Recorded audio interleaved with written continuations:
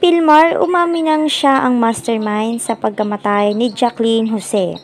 Andy, galit na galit.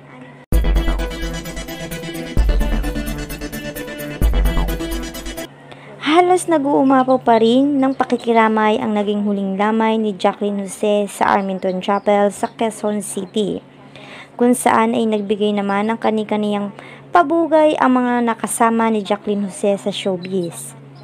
Maging si Coco Martin ay nagbigay na rin ng kanyang madamdaming mensahe sa itinuturing na rin itong isang ina sa mundo ng showbiz. Halos lahat ay damang-dama ang pangungulila sa yumaong Jacqueline Jose. Maging ang anak nitong si Andy Eigenman ay naging emosyonal habang nagbibigay pugay sa kanyang namayapang ina. Nagpapasalamat rin ito sa mga taong nagmahal sa kanyang ina. Salamat. Salamat sa inyong lahat. Salamat sa pagmamahal na binigay niyo kay nanay. Alam kong ganun rin siya sa inyo. Mahal na mahal niya rin kayong lahat. At ayon nga sa aming nakalap na impormasyon ay hawak na raw ng mga otoridad ang final na resulta ng investigasyon na isinagawa ng mga otoridad sa pinangyarihan ng insidente kung saan natagpuang wala ng buhay si Jacqueline Jose.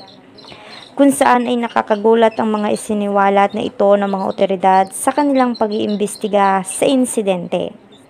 Napag-alaman nilang hindi lang ang kasambahay nito ang maaaring may kagagawan sa pangyayari, dahil may nakitang ibang anggulo pa ang otoridad na nagsasabing hindi lang ito gawa ng iisang tao.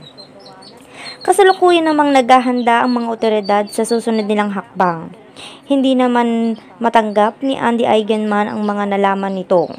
Hindi raw niya sukat akalaing nahahantong sila sa ganito.